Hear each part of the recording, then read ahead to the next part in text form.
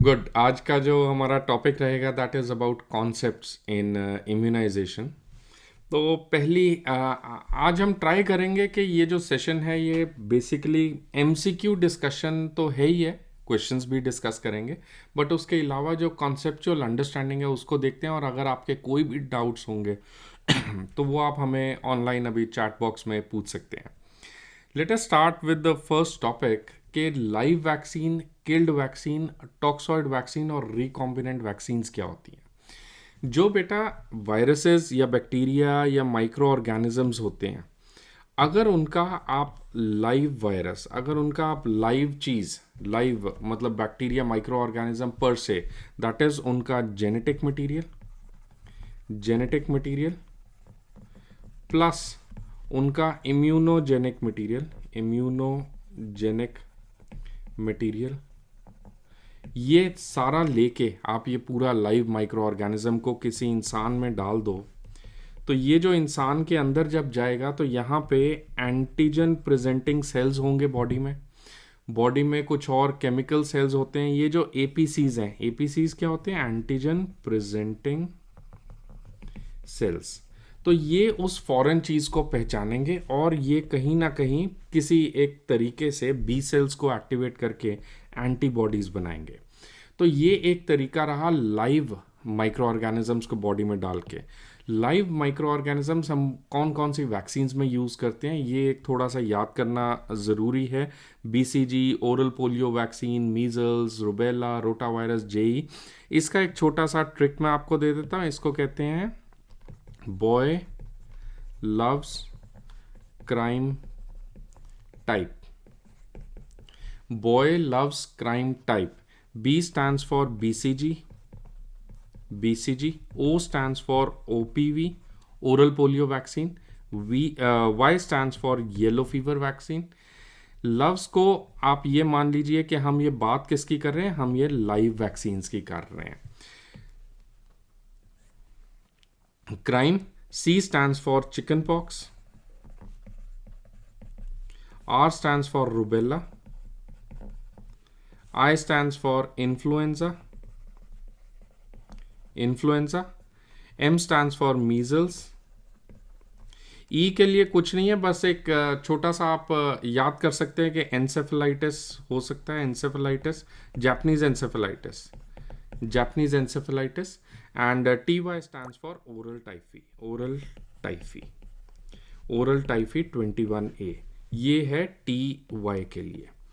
सो ये आप तरीका याद कर सकते हैं that how to remember the live vaccines, boy loves crime types, और ये सारी होती हैं हमारी लाइव वैक्सीन्स।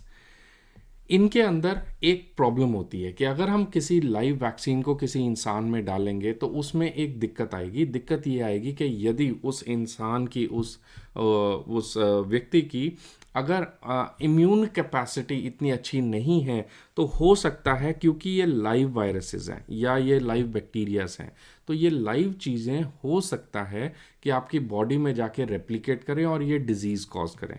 तो इनकी एक बड़ी बिग टाइम कॉन्ट्रा इंडिकेशन होती है दैट अगर ये इम्यूनोसप्रेस्ड हैं लोग, उन केसेस में हम ये लाइव वैक्सीन्स नहीं देते, ये कॉन्ट्रा इंडिकेटेड। इसके अलावा ये जो लाइव वैक्सीन्स होती हैं, यूजुअली देखा गया है कि इनको हमें रिकॉन्स्टिट्यूट करना पड़ता है। रिकॉन्स्टिट्यूट का क्या मतलब है? इसके अंदर हमें डाइल्यूएंट कोई डालना पड़ता है, मतलब कि ये freeze dried type of vaccines होती हैं। तो चलिए अगला देखते हैं। लाइव वैक्सीन्स तो ये रही। इसके बाद किल्ड वैक्सीन, आप यही लाइव वायरसेस को लीजिए या बैक्टीरिया को लीजिए, उनको अगर हम उनका जो जेनेटिक मटेरियल है उसके रेप्लिकेशन की क्षमता ख़त्म कर दें, उसको किल कर दें, उसको एटीनुएट, इनको हम एटीनुएटेड वैक्सीन्स भी कहते हैं। एटीनुएटेड, किल्ड एटीनुएटेड या लाइव एटीनुएटेड। तो किल्ड इनएक्टिवेटेड होती हैं, इनएक्टिवेटेड। तो ये एटीनुएशन का बेसिकली मतलब होता है किसी चीज़ को कम करना। तो यूजुअली हम लाइव एटीनुएटेड भी कह सकते हैं या किल्ड एटीनुएटेड, बट टेक्निकली हम किल्ड इनएक्टिवेटेड वैक्सीन्स कहना चाहिए। So these are killed inactivated vaccines. Example इसके याद करने पड़ेंगे। Pertussis vaccine, H influenza B, inactivated polio vaccine. अब IPV जो है, प्लीज़ रिमेंबर वो एक इनएक्टिवेटेड पोलियो वैक्सीन है, जबकि ओरल पोलियो वैक्सीन ओपीवी ये एक लाइव वैक्सीन है। ये भी याद रखना, ओपीवी जो है बेटा ये साबिन स्ट्रेन होता है, जो इनएक्टिवेटेड पोलियो वैक्सीन है ये सॉल्क स्ट्रेन होता है, ये सॉल्क स्ट्रेन होता है। इसके अलावा अब हम नेक्स्ट बात करते हैं what are toxoid vaccines. Toxoid तो कोई भी माइक्रो ऑर्गेनिज्म है उसका जो बॉडी में इफेक्ट आएगा वो इफेक्ट कहीं ना कहीं कोई टॉक्सिन से हो सकता है। तो अगर हम बॉडी में कोई टॉक्सिन्स दे दें या टॉक्सॉइड्स दे दें, उससे भी हमारी बॉडी के अंदर एंटीबॉडी प्रोडक्शन हो सकती है और बीमारी से बचा जा सकता है। एग्जाम्पल, इसका typical example is TD vaccine, diphtheria and tetanus toxoid. Next आती है रिकॉम्बिनेंट वैक्सीन। रिकॉम्बिनेंट वैक्सीन के अंदर हम सेल को लेके उसको चेंज करते हैं, उसको सेल को लेके उसको रेप्लिकेट करके सिर्फ जो पार्ट्स इम्यूनोजेनिक होते हैं। रिकॉम्बिनेंट वैक्सीन में याद रखिए what are recombinant vaccine. Recombinant vaccine, recombinant vaccine लेके आप सेल्स में से सेल का इम्यूनोजेनिक पार्ट या फिर प्रोटीन्स पार्ट या फिर कोई part of the genetic material जो कि वो प्रोटीन्स को एनकोड करता है, उसको अगर लेके, तो ये हाईफाई यू कैन से कि सिंथेटिकली मैन्युफैक्चर्ड वैक्सीन्स होती है रिकॉम्बिनेंट वैक्सीन। तो एक है लाइव वैक्सीन, एक है किल्ड वैक्सीन, एक है टॉक्सॉइड्स, उनका सिर्फ टॉक्सिन्स निकाल के, और एक होता है रिकॉम्बिनेंट वैक्सीन। रिकॉम्बिनेंट वैक्सीन का typical example is hepatitis B vaccine. कुछ एक दो सवाल आए हैं। ज्योति ठाकुर, अगर कोई baby by birth HIV positive है, हम उसको रूटीन वाली लाइव वैक्सीन क्यों भी नहीं देंगे? अगर कोई बच्चा, देखिए HIV के केस में HIV बेबी, आप एक काम करो, ऐसा करो, HIV मदर देखो, HIV मदर है, मदर इज HIV पॉजिटिव, ठीक है, वो प्रेग्नेंट हुई और उसने डिलीवर किया। अगर उसने बेबी डिलीवर किया तो जो बेबी बॉर्न है बेटा, जो बेबी पैदा होता है वो पैदा होते ही HIV हम उसको डिटेक्ट नहीं कर सकते। यूजुअली हम वेट करते हैं अराउंड 6 वीक्स, 6 हफ्ते के बाद जब बच्चा बड़ा हो जाता है, 6 हफ्ते का हो जाता है, उसके बाद हम बेबी को HIV के लिए टेस्ट करते हैं। पहले तो ये बात आपको समझना है। ये क्यों करते हैं? क्योंकि उसमें मदर से HIV वायरसेस हो सकता है बच्चे में आए, हो सकता है बच्चे का खुद की इम्यूनिटी इतनी अच्छी हो कि वो वायरसेस मार दे, तो वो एक विंडो पीरियड होता है। तो हम ये विंडो पीरियड में HIV की टेस्टिंग नहीं करते। तो बेबी जैसे ही पैदा हुआ है, तो आज ही पैदा हुआ है, तो आज ही हम उसका HIV पॉजिटिव है या नेगेटिव है ये नहीं पता लगा सकते। इस बेबी का एक नाम दे देते हैं, इस बेबी को कहते हैं baby born to HIV positive mother, that is baby is HIV exposed. ये समझ गए आप? यहां तक समझ गए? तो बेबी जो पैदा हुआ है ये HIV एक्सपोज्ड है, इसकी मम्मी से, इसके मदर से इसको HIV वायरस हो सकता है मिले हो। 6 हफ्ते के बाद पता चलेगा कि इसको HIV है कि नहीं है बच्चे को। अब यहाँ तक तो बात खत्म हुई। तो यहाँ पे हम बच्चे को नवीरापीन वगैरह कुछ प्रोफाइलैक्सिस HIV में डिस्कस किया है हमने ऑलरेडी कि नवीरापीन दे देते हैं बच्चे को। अब बात आती है कि बच्चे को इम्यूनाइजेशन वैक्सीन देनी है कि नहीं देनी। एक और बात आती है कि बच्चे को ब्रेस्ट फीडिंग करना है कि नहीं करना। ब्रेस्ट फीडिंग की बात हम बाद में करते हैं, इम्यूनाइजेशन की पहले देखते हैं। देखो बेटा, इम्यूनाइजेशन के अंदर जो बच्चा पैदा होता है तो उसमें लाइव वैक्सीन भी आती हैं, किल्ड भी आती हैं। ये जो वैक्सीन्स है ये कि हम क्यों देते हैं? ये हम इसलिए देते हैं ताकि बीमारी ना हो। HIV के केस में अगर बच्चे को मान लीजिए अनफॉर्चुनेटली HIV है, तो HIV के केस में बच्चे को बीमारी होने की संभावना ज़्यादा होगी या कम होगी? HIV के केस में इम्यूनो डेफिशिएंसी है ना, तो बच्चे को ज़्यादा होगी। तो वैक्सीन्स का काम क्या है? They are going to prevent disease. तो अगर आप वैक्सीन भी नहीं दोगे तो बच्चे को वैसे ही बीमारी होने की क्षमता ज़्यादा है, तो उसे कई मतलब ऑब्वियसली बीमारी हो सकती है। तो इसलिए याद रखना, इम्यूनाइजेशन हम देते हैं ऑल वैक्सीन्स। बच्चा जब पैदा होता है बच्चे को सारी वैक्सीन्स दी जाती हैं। I repeat again, HIV positive भी अगर आ जाए, अगर बच्चा 6 हफ्ते पे HIV पॉजिटिव भी आ जाए, तो बच्चों को हमें सारी वैक्सीन्स देनी है।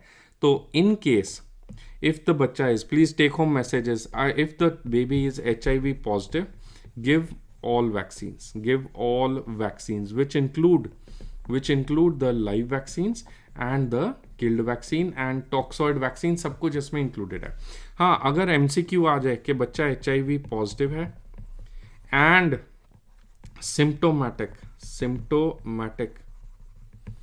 फॉर HIV, मतलब बच्चे को कोई सिम्टम्स है और बच्चे को सिवियर इम्यूनो डेफिशिएंसी है, दैट इज CD4 काउंट अगर बच्चे का 200 से नीचे है, CD4 काउंट अगर बच्चे का 200 से नीचे है, या फिर बच्चा सिम्टोमेटिक है, बच्चे को TB के कोई लक्षण है, बच्चे को HIV के अंदर सिवियर वेट लॉस होता है, फीवर होता है 1 महीने से ज़्यादा, डायरिया, निमोनियाज, ऐसा कोई फीचर है इम्यूनो डेफिशिएंसी का, या फिर बच्चे का CD4 काउंट 200 से कम है, इन केसेस में हम लाइव वैक्सीन्स, इन केसेस में please note that live vaccines are contraindicated, live vaccines are contraindicated.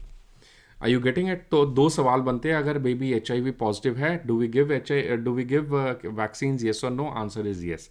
अगर बच्चा सिम्टोमेटिक है या CD4 काउंट 200 से कम है, तब क्या हम वैक्सीन देते हैं? नहीं, तब हम लाइव वैक्सीन्स नहीं देते, राइट?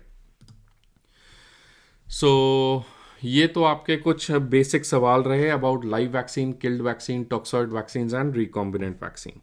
नेक्स्ट अब हम चलते हैं what is mission Indradhanush. Mission Indradhanush जो है बेटा 2005 में शुरू हुआ था, 2005 में शुरू हुआ था। 2005 में बहुत मेजर ड्रास्टिक चेंज आई थी हेल्थ सिस्टम्स के अंदर, जहाँ पे नेशनल हेल्थ मिशन या नेशनल रूरल हेल्थ मिशन भी शुरू हुआ था। तो इसमें कुछ अगर डेट्स आपको याद रखनी है तो ये डेट्स आपको याद रखनी है। 1978 में 1978 में एक्सपैंडेड प्रोग्राम फॉर इम्यूनाइजेशन शुरू हुआ, EPI कहते हैं। फिर उसके बाद 1985 में यूनिवर्सल इम्यूनाइजेशन प्रोग्राम जो कि UIP शुरू हुआ। अगर आप डेट याद रखना चाहते हो तो ये वाली करो, UIP was started in year 1985। उसके बाद मिशन इंद्रधनुष हुआ, उसके बाद उस मिशन इंद्रधनुष में इंटेंसिफिकेशन हुई, इंटेंसिफाइड मिशन इंद्रधनुष। नेक्स्ट अगर आप डेट याद रखना चाहते हो तो 2021 में फरवरी 2021 में इंटेंसिफाइड मिशन इंद्रधनुष वर्जन 3.0 शुरू हुआ। ये आप ज़रूर याद रखें। तो ये कुछ डेट्स हैं जो मैंने हाईलाइट की हैं, अगर आप याद कर सकते हैं तो बहुत अच्छी बात है। तो करंटली अभी हम कौन से वर्जन में चल रहे हैं? What protocol we are following? We are following intensified mission Indradhanush version 3.0। ठीक है, नेक्स्ट ये कुछ डेफिनेशंस है एग्जाम में बार बार पूछी जाती हैं और ये बच्चों को कंफ्यूज भी करती हैं। What do you mean by fully immunised child and a completely immunised child? नाम में तो सब कुछ सेम लग रहा है, मैंने कैसे याद किया फुल्ली इम्यूनाइज्ड? तो फुल्ली इम्यूनाइज्ड में F आता है, फुल्ली इम्यूनाइज्ड में F आता है। तो F मतलब all vaccines, all due vaccines till first year of life, till first year of life। तो अगर बच्चा 1 साल का हो गया और उसने सारी वैक्सीन लगा ली तो हम बच्चे को कहेंगे fully immunise, first year fully. F याद रखना, F ओके हो जाएगा, ये छोटी सी ट्रिक है। नेक्स्ट आता है what do you mean by a completely immunised child? Completely immunised child होता है जिसने कंप्लीट इम्यूनाइजेशन अपनी ड्यू वैक्सीन जो है वो फिनिश कर ली है। ड्यू वैक्सीन फिनिश करने का क्या मतलब है? All due vaccines till 2 years of life, 2 years of life। 2 साल तक अगर आपको इम्यूनाइजेशन शेड्यूल, जो कि अभी हम देखेंगे कि भी क्या चीज़ है इम्यूनाइजेशन शेड्यूल, अगर आपको पता हो तो 2 साल तक कौन कौन सी वैक्सीन दे सकते हैं, लिखो फटाफट। वेरी नाइस, लिखो। Good evening Kanchan, very nice Vaibhav, you all are giving good answers, बिल्कुल ठीक है। 2 साल तक हम कौन कौन सी वैक्सीन देंगे जिससे हम कह सकते हैं कि कंप्लीटली इम्यूनाइज्ड बच्चा है? Any idea? 2 साल तक हम मानते हैं, बिल्कुल ठीक है, 2 साल तक हम मानते हैं कि अगर बच्चे ने मीजल्स सेकेंड डोज आपको पता होगा ना, 16 to 24 मंथ्स तक हम कंप्लीट कर देते हैं, या फिर and measles second dose and साथ में DPT बूस्टर एंड OPV का बूस्टर अगर बच्चे ने लगा लिया है, उस बच्चे को हम कंप्लीटली इम्यूनाइज कहते हैं, राइट? सो 18 मंथ्स पे डीपीटी बिल्कुल ठीक है बेटा। Measles second dose and DPT booster, OPV booster अगर बच्चे ने लगा लिया तो उसे कंप्लीटली इम्यूनाइजेशन कहते हैं। अगर बच्चे ने पहली मीजल्स वैक्सीन लगा ली हम बच्चे को फुल्ली इम्यूनाइज्ड कहते हैं, राइट? ठीक है, गुड। चलो अब एक दो सवाल देखते हैं। How many vaccine preventable diseases are considered under the universal immunisation programme Indradhanush, mission Indradhanush, intensified mission Indradhanush 3.0? क्या बोलना चाहते हो, आपको क्या लगता है? So how many vaccine preventable, this is a 5-स्टार इंपॉर्टेंट एमसीक्यू कि ये कितने, how many vaccine preventable diseases, कितनी बीमारियां हैं जो कि इंद्रधनुष, मिशन इंद्रधनुष के अंदर आती हैं। तो ये जो यूनिवर्सल इम्यूनाइजेशन प्रोग्राम है इसमें कुछ लेटली चेंजेस हुए हैं। ये जो लेटली चेंजेस हुए हैं इसके अंदर कुछ नए वैक्सीन्स ऐड किए गए हैं जो कि मैं ग्रीन कलर में हाईलाइट करता हूँ। बेटा सुमन 7 नहीं है, सपना 7 नहीं है, ये बहुत पुरानी इंफॉर्मेशन है। ये 7 होता था 2011-12 के अंदर। 7 आंसर बिल्कुल गलत हो गया ये आंसर बेटा। ये काफ़ी लोग, अरे वाह, काफ़ी लोग 7 आंसर कर रहे हो बेटा। 7 नहीं है। I think one of the best answers जो अभी दिया है धारा Kashyap, very nice. Surendra Yadav, very nice, very nice. Answer is 12, absolutely बेटा, 7 नहीं है। तो ये इसके अंदर जो यूनिवर्सल इम्यूनाइजेशन प्रोग्राम है, हाँ मुझे पता है 7 कलर 7 वैक्सीन होती थी। सो लेटली अभी चेंज हो गया। तो देखो इसमें जो पुराने वैक्सीन है वो तो है ही है, सबको पता होगा। BCG दे रहे हैं, हेपेटाइटिस बी दे रहे हैं, DPT दे रहे हैं, ये सब तो है ही है।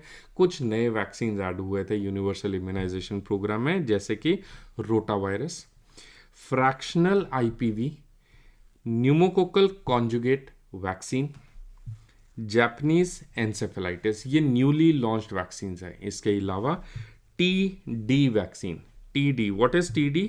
टेटनस एंड डिप्थीरिया, टेटनस और डिप्थीरिया। इसके अलावा एक और वैक्सीन आप याद कर सकते हैं, दैट इज पेंटावलन। तो ये सारी जो हैं ये न्यूली इंट्रोड्यूस्ड वैक्सीन है बेटा। ये सारी जो हैं ये न्यूली इंट्रोड्यूस्ड वैक्सीन्स हैं हमारे पुराने शेड्यूल के अंदर। तो अगर अब आप ये सारी दवाइयाँ देखें बेटा, एक बात ये वेरी वेरी 7 स्टार MCQ, जितने मर्जी आप मेरे से इसमें स्टार लगा लो, 100 स्टार MCQ है ये। अगर आपको इम्यूनाइजेशन प्रोग्राम नहीं आता तो बड़ा प्रॉब्लम हो जाता है। बर्थ के ऊपर बच्चे को कौन सी वैक्सीन देनी है, बर्थ के ऊपर रट लो इसको, बर्थ के ऊपर BCG, OPV and hepatitis B birth dose. 6, 10 and 14 के ऊपर OPV, penta one, rota one, fractional IPV, FIPV stands for fractional IPV and pneumococcal conjugate vaccine. ठीक है, उसके बाद 6, 10, 14 पे यही सारा कुछ का कॉम्बिनेशन है। सिर्फ एक बात याद रखना है, न्यूमोकोकल कॉन्जुगेट वैक्सीन वो 6 हफ्ते पे जाएगी, उसके बाद 10 हफ्ते पे नहीं जाएगी, उसके बाद 14 वीक्स पे। तो 6 एंड 14 पे, बीच में 10 जो है वो मिसिंग है। 6 एंड 14 के ऊपर न्यूमोकोकल कॉन्जुगेट वैक्सीन जाती है। इसके बाद जो बूस्टर जाता है वो 9 मंथ्स पे जाता है। न्यूमोकोकल का याद रखना, ये एग्जाम में पूछा जा सकता है। सो ये latest, pneumococcal is the most latest vaccine जो कि इंट्रोड्यूस किया है हमने यूनिवर्सल इम्यूनाइजेशन प्रोग्राम के अंदर, राइट? सो 6, 10, 14 हो गया। 9 मंथ्स के ऊपर हम बच्चे को मीजल्स या MR, अगर इन दोनों ऑप्शंस में से बेटर आंसर आए तो better answer measle rubella vaccine newly introduced है। Measles rubella vaccine plus vitamin A plus जो ऑलरेडी हमने बात किया that is pneumococcal conjugate vaccine booster dose. उसके बाद 16-24 मंथ्स पे DPT का बूस्टर जाएगा, OPV का बूस्टर जाएगा, प्लस मीजल्स की सेकेंड डोज दी जाएगी। इसके अलावा जो जापानीज एंसेफेलाइटिस की फर्स्ट डोज आपने 9 मंथ्स पे दी है उसकी भी सेकेंड डोज दी जाएगी। जापानीज एंसेफेलाइटिस के लिए मैं आपको एक बात बता दूं, Japanese encephalitis only in JEE endemic districts, only in JEE endemic districts जहाँ पे जापानीज एंसेफेलाइटिस की बहुत ज़्यादा प्रॉब्लम है वहीं दी जाएगी। नेक्स्ट आता है 5 to 6 ईयर्स के ऊपर हम DPT बूस्टर डोज देंगे जो कि सेकेंड बूस्टर है। फर्स्ट बूस्टर कब लगा? फर्स्ट बूस्टर आपका लगा 16-24 मंथ्स पे, सेकेंड बूस्टर हमारा लगा 5 to 6 मंथ्स पे। तो डीपीटी की जो इम्यूनाइजेशन है वो कितनी दफ़ा देते हैं? पेंटावेलेंट में होता है ना डीपीटी। पेंटावेलेंट आई थिंक आप सबको पता होना चाहिए। पेंटावेलेंट में क्या होता है? Pentavalent vaccine consist of D, P and T plus hepatitis B plus H influenza B. ये पांचों मिला के पेंटावेलेंट बनाती हैं। तो ये पांचों मिला के पेंटावेलेंट बनाती हैं। इनकी कब डोज देते हैं? 6, 10 एंड 14 वीक्स पे हम ये डोजेस दी जाती हैं। तो ये सारी अगर आप बीमारियां देखेंगे, ये सारी अगर आप डिजीजेस देखेंगे, तो अब ये कितना बनता है? अगर आप ये सारी देखेंगे, टोटल हमारे पास ये 5 स्टार MCQ है। टोटल हमारे पास कितनी बीमारियां बनती है? 12 डिजीजेस। 10 बीमारियां ऐसी हैं बेटा, 10 डिजीजेज ऐसी हैं। ये मैं बार बार रिपीट कर चुका हूं अपने सेशंस के अंदर, इसको रट लो। 7 आंसर जो है बहुत साल पुराना, आज से 9 साल पुराना आंसर आप 7 ईयर्स का दे रहे हैं।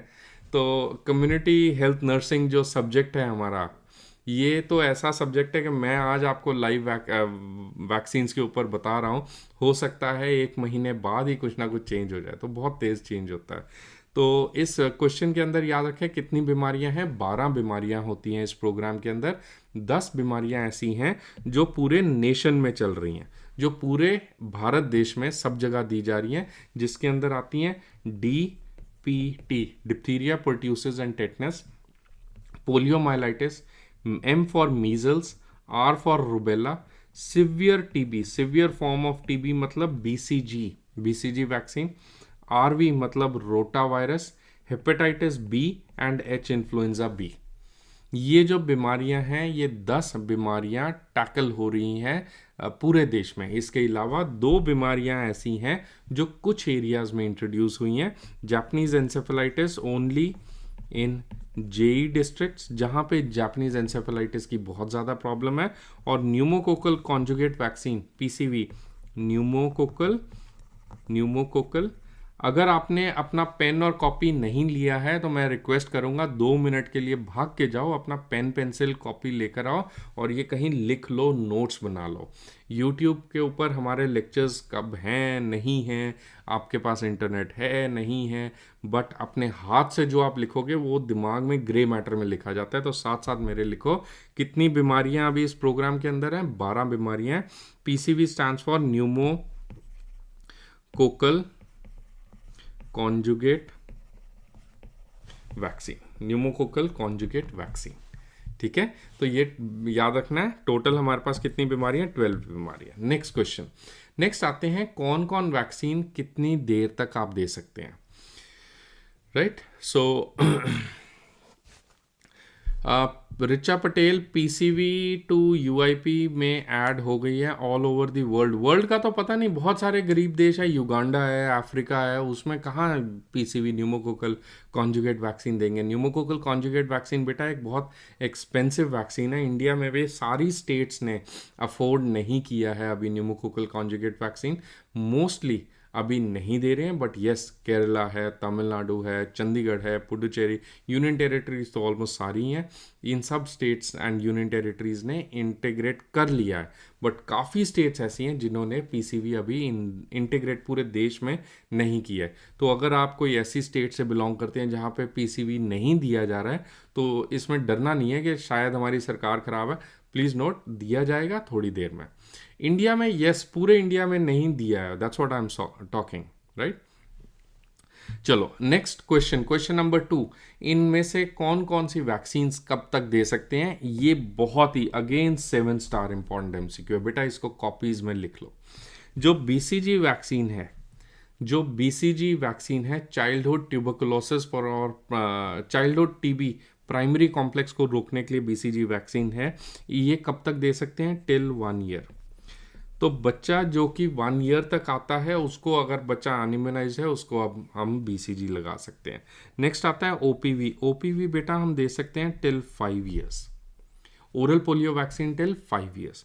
Hepatitis B pentavalent, rota virus IPV, ये सारी जो वैक्सीन्स हैं, ये सारी जो वैक्सीन है, all these vaccines are to be given till 1 year. ध्यान से समझना इस बात को, अगर बच्चा 1 ईयर तक आ जाए और उसने वैक्सीन्स अपनी नहीं लगवाई तो उस बच्चे को हम ये वैक्सीन्स लगा सकते हैं। अगर 1 ईयर के बाद आता है तो हम ये वैक्सीन इम्यूनाइजेशन प्रोग्राम के तहत नहीं लगाते।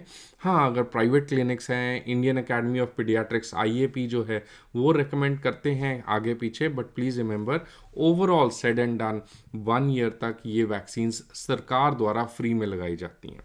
नेक्स्ट आता है मीजल्स वैक्सीन। मीजल्स वैक्सीन बेटा कब तक दे सकते हैं? Till 5 years. Same answer is for measles rubella. Japanese encephalitis, Japanese encephalitis ध्यान से सुनना, इसमें अगेन एक कंट्रोवर्सी है, इसको अपनी कॉपीज पेन में लिख लेना। ये अगेन 5 स्टार 7 स्टार बात बता रहा हूँ। जो जापानीज एंसेफेलाइटिस का शेड्यूल है हमारे प्रोग्राम के तहत, आप ये देख सकते हैं आपकी स्क्रीन के ऊपर। तो ये जो प्रोग्राम के तहत जापानीज एंसेफेलाइटिस आप ये देख सकते हैं, चलो हाथ तो मेरा नहीं जा पाएगा, कि Japanese encephalitis is given at what time? At 9 months and 16-24 months, है ना। ये 9 महीने पे जापानीज एंसेफेलाइटिस एंड 16-24 मंथ्स पे 2 डोजेस दी जाती हैं। तो जापानीज एंसेफेलाइटिस प्रोग्राम के तहत कितनी देर में ख़त्म हो रही है? With in 2 years. बट अगर बच्चा अनइम्यूनाइज्ड रह गया तो ये बिल्कुल ठीक है। वेरी नाइस संगीता, सपना, बहुत ठीक है कि टिल 15 ईयर्स तक हम देते हैं। काफ़ी बच्चे इसमें कंफ्यूज हो जाते हैं कि जापानीज एंसेफेलाइटिस 2 साल था कि 15 साल था। जापानीज एंसेफेलाइटिस कैचअप शेड्यूल में, कैचअप में अगर बच्चा कोई अनइम्यूनाइज रह गया 15 साल तक हम दे सकते हैं। Very nice. DPT कब तक आप दे सकते हैं? Till 7 years. टेटनस टॉक्सॉइड या TD वैक्सीन, ये आप लाइफ लॉन्ग दे सकते हैं। न्यूमोकोकल कॉन्जुगेट वैक्सीन, ये भी एक न्यूली इंट्रोड्यूस्ड वैक्सीन है और ये भी आप टिल 1 ईयर दे सकते हैं। TD के लिए कोई टाइम ड्यूरेशन नहीं है। टेटनस टॉक्सॉइड या टेटनस डिप्थीरिया टॉक्सॉइड के ऊपर कोई टाइम ड्यूरेशन नहीं है। तो ये कुछ इनकी एज लिमिट्स है। इसके ऊपर 1-2 खास बातें हैं कि बर्थ जो डोजेज हैं, जो बर्थ पे डोजेज हैं, बर्थ पे बच्चे को कौन कौन सी वैक्सीन दी जाती है? बर्थ पे बेटा BCG दी जाती है, बर्थ पे बेटा OPV दी जाती है और बर्थ पे हेपेटाइटिस B दी जाती है। इन सब के स्पेशल नाम है। ये अगेन मैं 5 स्टार MCQ बात कर रहा हूँ, ये बहुत इंपॉर्टेंट बातें हैं। तो आप कह रहे होगे कि आज सर को पता नहीं क्या हो गया, सब चीज़ों पे 5 स्टार्स लगा रहे हैं। इम्यूनाइजेशन टॉपिक है ही ऐसा। अगर आप डिसएग्री करते हो लिखो चैट बॉक्स में, अगर आप एग्री करते हो तो चुप करके बैठ जाओ, अपना सिर कॉपी के अंदर सिर घुसा के लिख लो। देखो बेटा, इसके अंदर 2-3 सवाल इंपॉर्टेंट बनते हैं। फ्रीक्वेंटली आस्क्ड क्वेश्चन, बहुत फ्रीक्वेंटली आस्क्ड क्वेश्चन है। ये ऐसा नहीं है कि मैं भयंकर बात बता रहा हूँ। BCG की जो डोज है उसमें फ़र्क आ जाता है। BCG की जो डोज होती है वो होती है 0.5 ml, सॉरी 0.1 ml, 0.5 नहीं, 0.1 ml इंट्राडर्मल हम देते हैं, इंट्राडर्मल देते हैं। 0.1 ml इंट्राडर्मल देते हैं। अब ये जो इंट्राडर्मल 0.1 ml दे रहे हो डोज, ये कब तक दे सकते हैं? ये हम कब तक दे सकते हैं बेटा? BCG की वैक्सीन ये हम दे सकते हैं, ये हम दे सकते हैं टिल 1 ईयर। अभी हमने बात किया। अब अगर बच्चे को आप बर्थ पे दे रहे हो तो जो BCG की डोज है वो हो जाती है 0.05 ml, मतलब 0.1 ml का हाफ, आधा डोज लगाना है अगर बच्चे को बर्थ पे दे रहे हो। तो ये कब तक दे सकते हैं? ये 1 मंथ तक। अगर बच्चे को पैदा होने से पहले महीने तक अगर हम दे रहे हैं तो 0.05 ml उसकी डोज होगी। अगर उसको 1 साल के अंदर, 1 महीने के बाद 1 साल के अंदर दे रहे हैं तो 0.1 ml होगी। ये बात याद रखना। नेक्स्ट आता है OPV। ये जो OPV है इसकी डोज तो सबको पता है, 2 ड्रॉप्स होती है ना, 2 बूंद जिंदगी की। ये अमिताभ बच्चन जी आके बोलते हैं 2 बूंद जिंदगी की, और चल जाता है, सब लोग, सारा देश ले लेता है OPV वैक्सीन।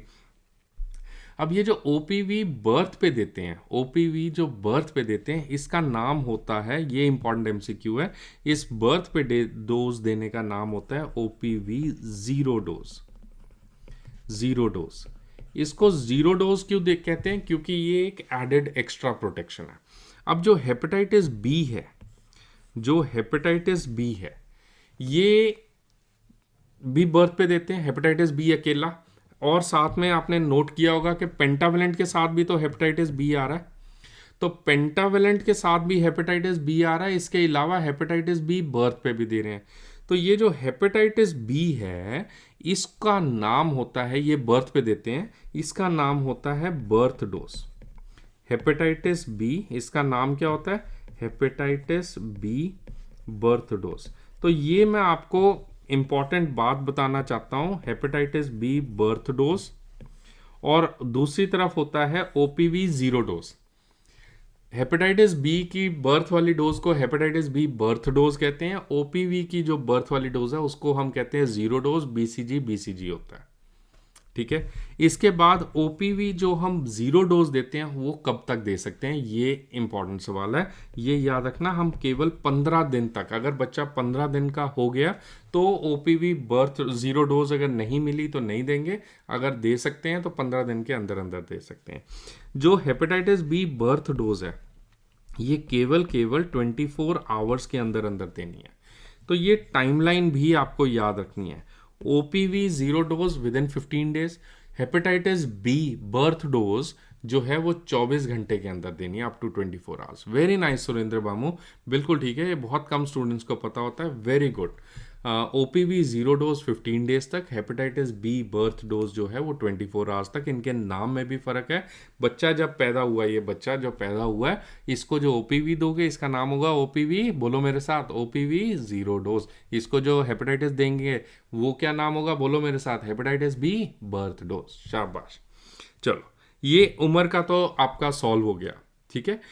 इसके अलावा अगर आप वैसे ही याद करना चाहते हो नीट तरीके से, तो ये आपकी स्क्रीन के ऊपर ये सारा कुछ लिखा हुआ है, आप ये सारा को याद कर लो। ओपीवी 5 साल तक, डीपीटी 7 ईयर्स तक, मीजल्स कंटेनिंग वैक्सीन मतलब मीजल्स वैक्सीन या फिर मीजल्स रुबेला वैक्सीन 5 ईयर्स तक, जेई 15 साल तक, हेपेटाइटिस ये पेंटावेलेंट रोटावायरस आईपीवी जो है ये 1 ईयर तक देते हैं। तो ये time durations are very important. 5 star 7 star MCQ बनता है ये। नेक्स्ट आता है साइट क्या होती है, कौन सी वैक्सीन कहाँ कहाँ दी जाती है। जो बीसीजी की वैक्सीन है वो पैदा होते ही लगती है। बीसीजी की वैक्सीन जो है, ध्यान देंगे, वो इंट्राडर्मल वैक्सीन होती है और लेफ्ट साइड पे ऊपर की तरफ दी जाती है। ठीक है। इसके साथ साथ बीसीजी के साथ साथ हम हेपेटाइटिस बी लगाते हैं and oral polio vaccine. Oral polio vaccine तो ओरली दी जाएगी। हेपेटाइटिस बी जो बर्थ डोज है वो होती है एंटेरोलेटरल थाई के ऊपर, वो होती है एंटेरोलेटरल थाई के ऊपर। तो हेपेटाइटिस बी थाई के ऊपर, BCG left upper arm and oral polio तो ओरल पोलियो। फिर आता है 6, 10, 14, 6, 10, 14 के ऊपर please remember. Very nice, very nice. सब लोग डेल्टॉइड भी बता रहे हैं, बिल्कुल ठीक है। डेल्टॉइड के ऊपर यहाँ पे इंट्राडर्मल देनी है। बीसीजी जो है वो इंट्राडर्मल इंजेक्शन जाता है लेफ्ट अपर आर्म के ऊपर। ठीक है। अब 6, 10, 14 के ऊपर पेंटावेलेंट भी जाएगी, ओपीवी भी जाएगा, रोटावायरस, ये सारा कुछ। तो प्लीज रिमेंबर, ये जो पेंटावेलेंट है ये भी एंटेरोलेटरल थाई के ऊपर होता है। ये जो पेंटावेलेंट है ये भी एंटेरोलेटरल थाई के ऊपर दिया जाता है। पेंटावेलेंट ऑन द थाई, याद रखना, pentavalent on the thigh. Oral polio vaccine oral vaccine है और वो ओरल दी जाएगी। इसके साथ साथ रोटावायरस वैक्सीन ओरल दी जाती है। इसके साथ साथ 6, 10, 14 के ऊपर न्यूमोकोकल कॉन्जुगेट वैक्सीन होता है। न्यूमोकोकल कॉन्जुगेट वैक्सीन का जो साइट है that is on the right anterolateral thigh. Pneumococcal conjugate vaccine एक नया इंट्रोड्यूस्ड वैक्सीन है। Please note, pneumococcal conjugate vaccine is on the right anterolateral thigh. PCV pneumococcal conjugate vaccine intramuscular vaccine होता है। Intramuscular vaccine होता है right anterolateral Thai के ऊपर। ये यहीं पे इसी सेशन के अंदर याद रखना। ये मत सोचना कि जी सर बोलता रहे, कोई बात नहीं जी, हम बाद में घर जाके फिर से यूट्यूब देख लेंगे, हम फिर से याद कर लें। कुछ नहीं होने का ऐसा। अभी जो है सो अभी है, कल करे सो आज कर, आज करे सो अब। ठीक है। पल में क्या हो जाए कुछ नहीं पता। तो चलो एनीवेज, वो पल को तो छोड़ो, अभी वाला काम अभी कर लो। तो पीसीवी जो है राइट एंटेरोलेटरल थाई। इसके साथ साथ प्लीज रिमेंबर फ्रैक्शनल आईपीवी कहाँ देते हैं। जो फ्रैक्शनल आईपीवी है वो अब देंगे हम राइट अपर आर्म के ऊपर। प्लीज याद रखना जो फ्रैक्शनल आईपीवी है, जो फ्रैक्शनल आईपीवी है, फ्रैक्शनल आईपीवी जो दिया जाता है that is on the right upper arm, यहाँ पे बच्चे के यहाँ पे राइट अपर आर्म। और ये जो फ्रैक्शनल आईपीवी है ये भी इंट्राडर्मल है, right upper arm. So left upper arm पे अभी हमने बीसीजी पढ़ा, राइट अपर आर्म पे हमने फ्रैक्शनल आईपीवी पढ़ा। Right upper arm fractional IPv, left upper arm BCG. Next आता है 9 महीने का बच्चा। 9 महीने पे हम मीजल्स रुबेला या मीजल्स अकेली वैक्सीन देते हैं। ये जो मीजल्स रुबेला वैक्सीन है ये please remember measles rubella MR vaccine is a subcutaneous vaccine और ये भी आपके राइट अपर आर्म पे। तो राइट साइड पे आप ये याद रखा एमआरआई होता है measles rubella and injectable inactivated polio vaccine MRI is on the right side. MRI is on the right side. Please note this. Left side पे क्या था? BCG plus Japanese encephalitis. BCG and Japanese encephalitis on the left side. इसके अलावा सब कुछ anterolateral Thai के ऊपर होता है। सो ये बहुत इजी है आपके लिए याद रखना। DPT का अकेला वैक्सीन अगर देना हो तो क्या कर सकते हैं? डीपीटी का जो अकेला वैक्सीन है वो कहाँ पे दिया जाएगा? डीपीटी का vaccine left anterolateral thigh. DPT booster, please note that DPT booster is given at left anterolateral thigh. मैं थोड़ा साइड हो जाता हूँ, देख लीजिए। DPT booster is given at the left anterolateral thigh. जिन डिस्ट्रिक्ट्स में जापानीज एंसेफेलाइटिस का प्रॉब्लम है, जापानीज एंसेफेलाइटिस अगेन आपके लेफ्ट अपर आर्म पे सबक्यूटेनियस दिया जाता है। सो ये आपकी साइट्स होगी। चलो कुछ क्वेश्चंस को देखते हैं आप। ये आपके बेसिक कॉन्सेप्ट्स थे जो कि मैं चाहता हूँ आप बिल्कुल ना भूलें। अगर आप सदा के लिए ये इम्यूनाइजेशन को याद करना चाहते हैं, अपनी कॉपी पेंसिल उठाइए, उसके ऊपर 3 चीज़ें लिखिए। हमारा पहला इम्यूनाइजेशन शेड्यूल क्या है, दूसरा उनका एज क्या है और तीसरा उनका साइट क्या है। ये बहुत इंपॉर्टेंट है। अपनी कॉपी पेंसिल उठाओ और उसमें universal immunisation 1985 intensified mission Indradhanush 3.0 2021 ये लिख के आप इसके अंदर वैक्सीन का नाम, वो कौन सा बीमारी हटाता है वो लिखेंगे। उसके बाद उसका क्या एज है, मैक्स एज कब तक दे सकते हैं कैचअप के लिए। उसके बाद उसका साइट ऑफ एडमिनिस्ट्रेशन क्या रहेगा और उसकी डोज अगर आप याद करना चाहते हैं। ये बहुत इंपॉर्टेंट है। वैक्सीन का शेड्यूल, डिजीज़ कौन सा, age, site and dose, very important, ultra important. Why do we give, good question Kamlesh Thakur, why do we give both IPV and OPV to the child? ये इस session के अंदर important है कि इस session के अंदर, इम्यूनाइजेशन सेशन के अंदर ये कवर ना ही हो तो अच्छा है, क्योंकि ये इटसेल्फ एक बहुत बड़ा टॉपिक है। अगर बेटा आपके पास नर्सिंग नेक्स्ट लाइव की हमारी मोबाइल एप्लीकेशन है, उसके अंदर हमने लेक्चर्स में बात किया है पोलियो के, जहाँ पे नेशनल पोलियो प्रोग्राम की बात की है। जो OPV होता है, ओरल पोलियो वैक्सीन, मैं मोटा मोटा बता रहा हूँ, जो OPV है वो आपकी बॉडी के अंदर जो इम्यून स्टेटस बनाएगा वो थोड़ा सा शॉर्ट लिव्ड होता है। क्यों? क्योंकि ये लाइव वैक्सीन्स है और वो ह्यूमोरल एंटीबॉडीज मतलब ब्लड में भी बनाएगा और वो लोकल भी बनाएगा। तो जो ओरल पोलियो वैक्सीन है ये बहुत काम आता है। हमारे OPV जो काम आता है वो एपिडेमिक्स को रोकने में, आउटब्रेक्स को रोकने में काम आता है। बट इसका एक डिसएडवांटेज है। डिसएडवांटेज ये है कि ये लाइव वैक्सीन है। लाइव वैक्सीन का डिसएडवांटेज होता है कि ये कई दफ़ा म्यूटेशंस आ सकती हैं इस वैक्सीन के अंदर, जिसको हम बहुत अच्छा बात की है Richa Patel, and I love this answer. इसको कहते हैं वैक्सीन एसोसिएटेड पैरालिटिक पोलियोस या फिर वैक्सीन डिराइव्ड पोलियो वायरसेस। तो वैप्स की तो बात इतनी ज़्यादा इंपॉर्टेंट नहीं है। Very nice Richa. And we are talking of VDPVs। ये बहुत कम बच्चों को पता होता है। Again VDPVs vaccine derived polio viruses होते हैं। क्योंकि ये लाइव वायरसेस हैं तो इनका कहीं ना कहीं म्यूटेशंस आ सकता है। तो इसके लिए जो मोस्टली डेवलप्ड कंट्रीज हैं वो क्या करती हैं, ओपीवी से शिफ्ट हो जाती हैं आईपीवी के अंदर। आईपीवी क्या होता है, इंजेक्टेबल पोलियो वैक्सीन है, इनएक्टिवेटेड पोलियो वैक्सीन है। तो वो इंजेक्टेबल है, इनएक्टिवेटेड है, उसमें चांसेस ऑफ वीडीपीवी या chances of VAPP are almost negligible, ये बहुत कम हो जाते हैं, होते हैं बट बहुत कम हो जाते हैं, सेंस नहीं बनता क्योंकि ये इनएक्टिवेटेड फॉर्म्स दे रहे हो। भारत देश में ओरल पोलियो वैक्सीन 3 स्ट्रेन में P1, P2, P3 दी जाती थी। स्लोली 2015-16 के अंदर हमने सिर्फ P1 और P3 देना शुरू किया, P2 को हटा दिया।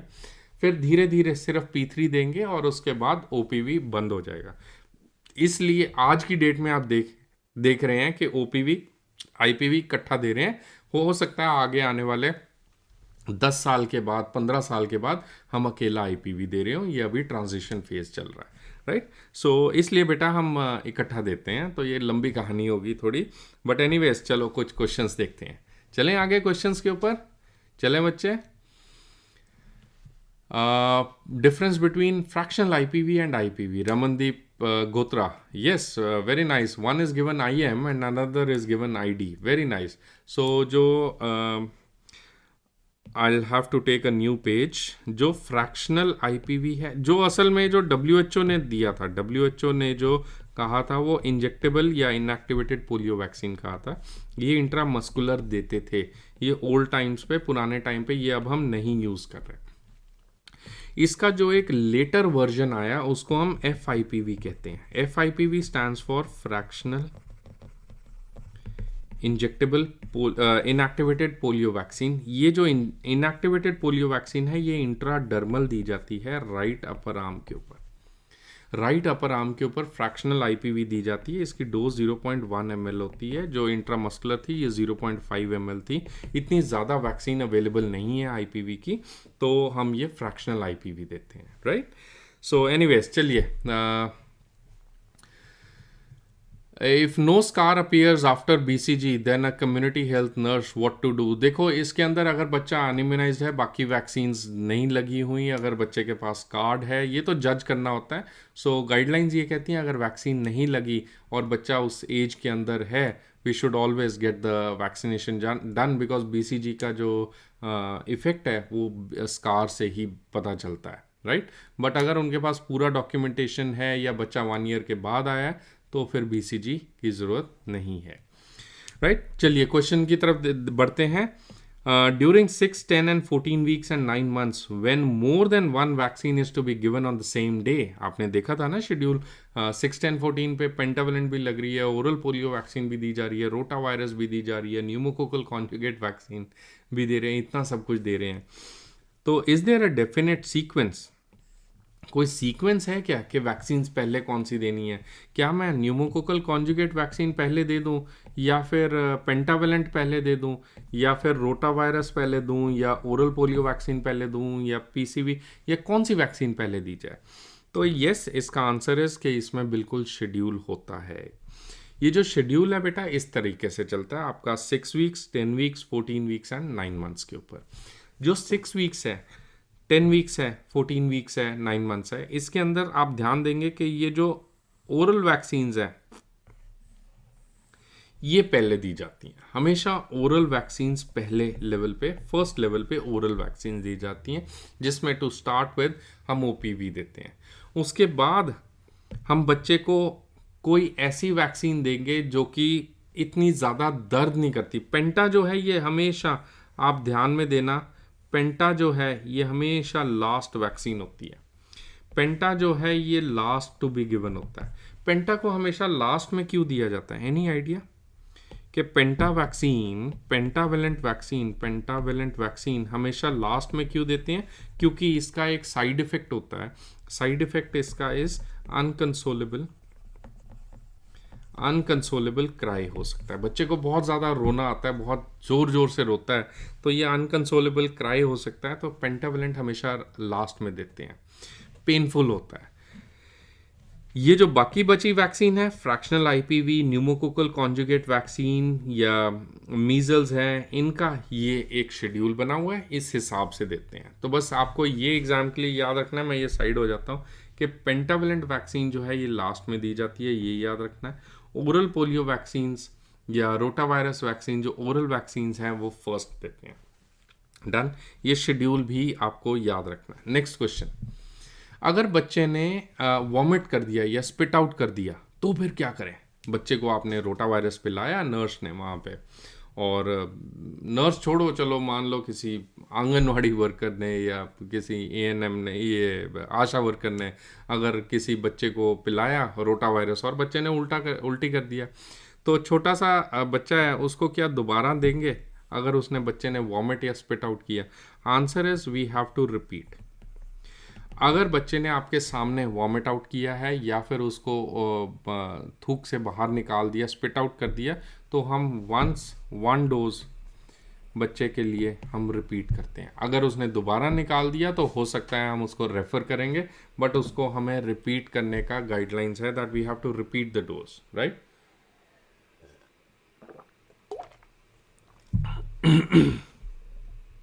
बिल्कुल ठीक है जी, we have to repeat the dose. Next आता है, if a child is brought late for subsequent vaccines, if a child is brought late for subsequent vaccines, more than 1 month delay हो गया, बच्चा 6-10-14 पे आना था, 14 पे ना आके वो 6-10-18 या 20 पे आया, तो अब हेल्थ वर्कर क्या करे? रीस्टार्ट करे या ना करे, ये देखना है। तो फटाफट से अपने बॉक्स में, चैट बॉक्स में लिखिए कि आपको क्या लगता है, रिपीट करना चाहिए या नहीं करना चाहिए। आंसर इज कि बिल्कुल ठीक है, वेरी नाइस, कि अगर बच्चा लेट आता है और 1 मंथ डिले है, 2 मंथ्स डिले है, जितना भी डिले है, we always resume and not restart, we always resume and not restart the vaccine.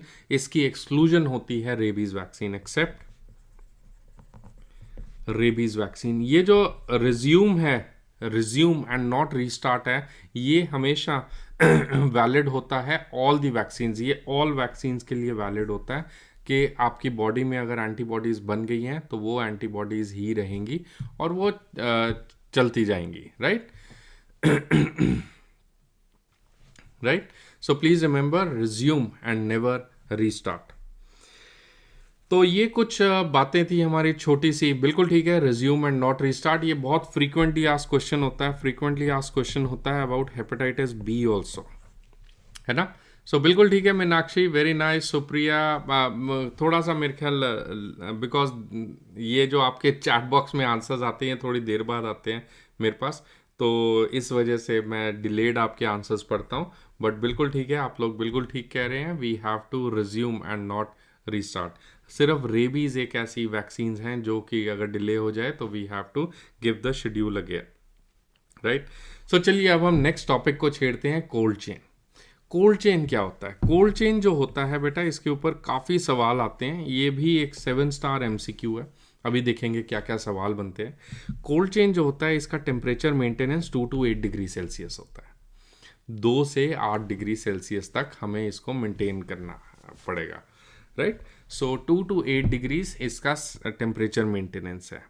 Next हम आते हैं वैक्सीन कैरियर्स क्या होते हैं। बहुत दफ़ा कंफ्यूज हो जाता है बच्चा कि वैक्सीन कैरियर क्या है या फिर ये कोल्ड बॉक्सेस क्या है। देखो, वैक्सीन कैरियर एक ऐसी चीज़ है जिसको लेके हम घूम सकते हैं। इसके अंदर 4 आइस पैक्स डलते हैं, आप देख सकते हैं यहाँ पे 4 आइस पैक्स डले हुए हैं। So you have ice pack 1, 2, 3 and 4। So 4 ice packs डलते हैं इस वैक्सीन कैरियर के अंदर, और ये बड़ा ही मोबाइल एक यूनिट होता है जिसको आप लेके कहीं भी जा सकते हैं। आई एम डेड श्योर कि ये आपने हो ही नहीं सकता कि लाइफ में ना देखा हो। वैक्सीन कैरियर तो आई थिंक हर बच्चे ने, हर इंसान ने, हर मेडिको ने, चाहे वो हेल्थ वर्कर है, चाहे वो ग्रास रूट आशा वर्कर है, चाहे वो डॉक्टर है, चाहे वो सिविल सर्जन है, सब ने वैक्सीन कैरियर्स तो देखे ही होंगे। इसके ऊपर एक आता है कोल्ड बॉक्स। जो वैक्सीन कैरियर है ये 6 to 12 वैक्सीन तक रख सकता है। यूजुअली हम कहते हैं 4 से 6 वैक्सीन, नॉट 6 to 12। यूजुअली हम कहते हैं वैक्सीन कैरियर में 4 से 6 वैक्सीन तक आ सकती हैं। बट ये जो कोल्ड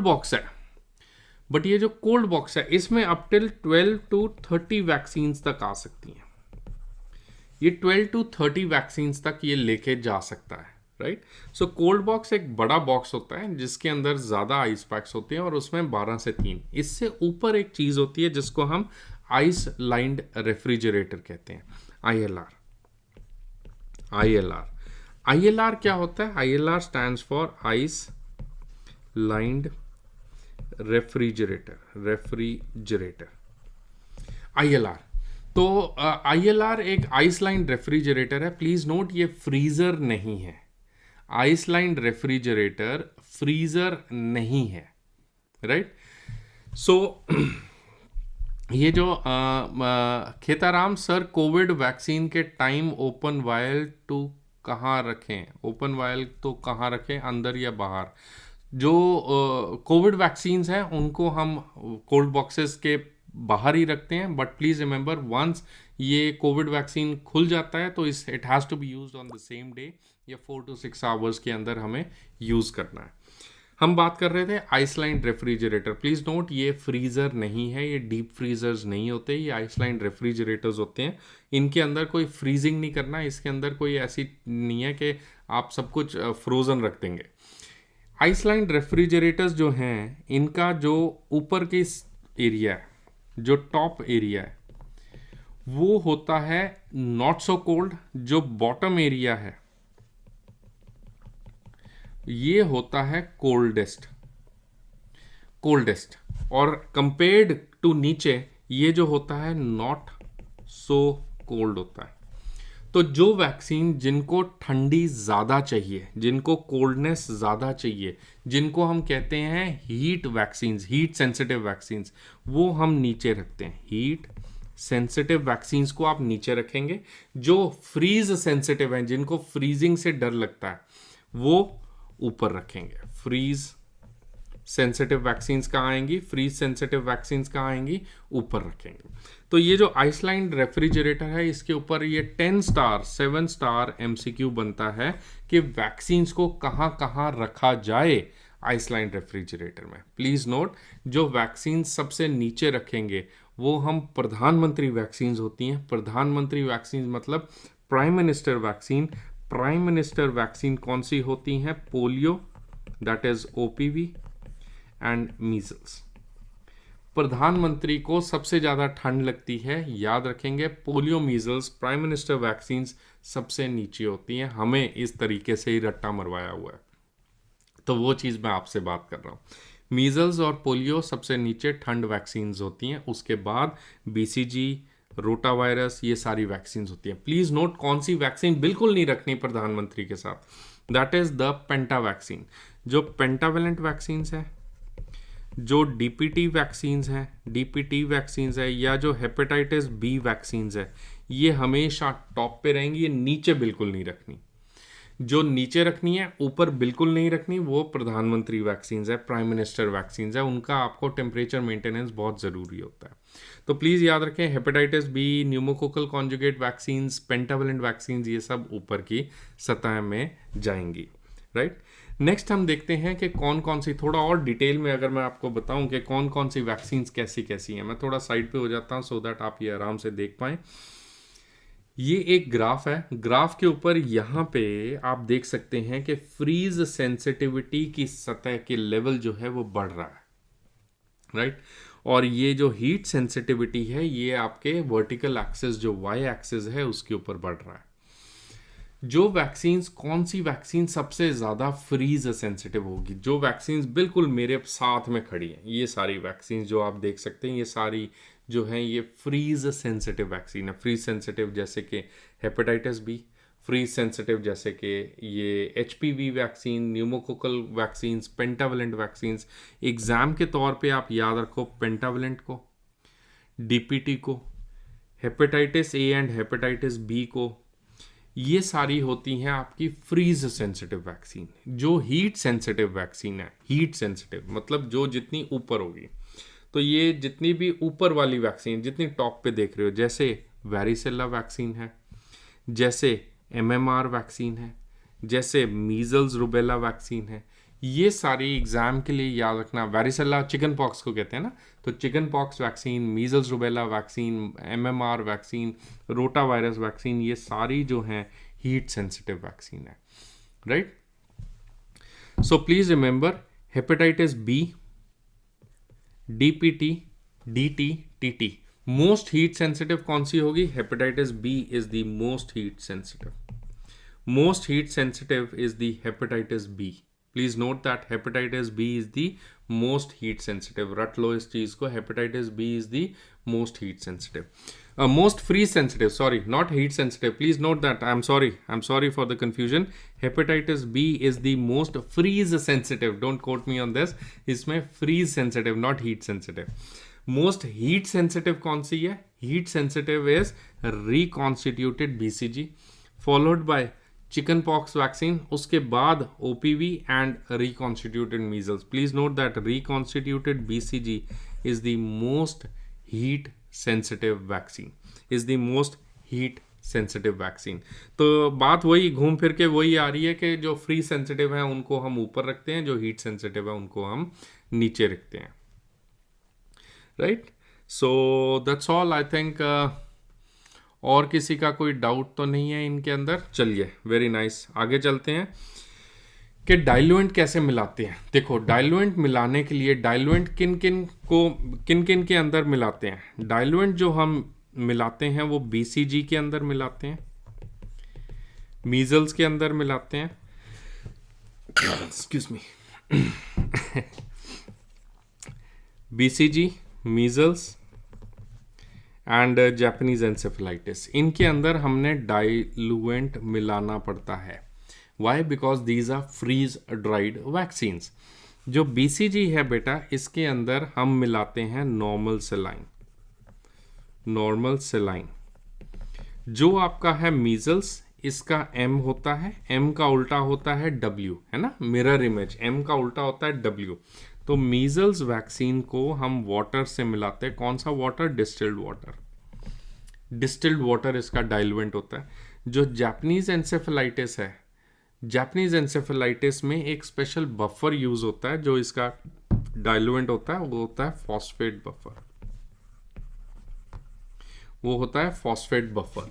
तो phosphate buffer Japanese encephalitis, water for distilled water for measles, normal saline for BCG. तो हम ये डाइल्यूएंट लेते हैं. आप पहला स्टेप होता है कि वो डाइल्यूएंट का नेक को फाइल करना है, उसकी नेक को डाइल्यूएंट को तोड़ना है, उसमें से आपको वैक्सीन सिरिंज के अंदर वो डाइल्यूएंट ड्रॉ करना है. डाइल्यूएंट सिरिंज में आ गया और आपको वैक्सीन को रिकॉन्स्टिट्यूट करना है. अब जब वैक्सीन को रिकॉन्स्टिट्यूट कर देते हो, आप उसको शेक करते हो सो दैट वो रिकॉन्स्टिट्यूट हो जाए. एंड उसके बाद हमें मेंशन करना है date and time of opening the vial.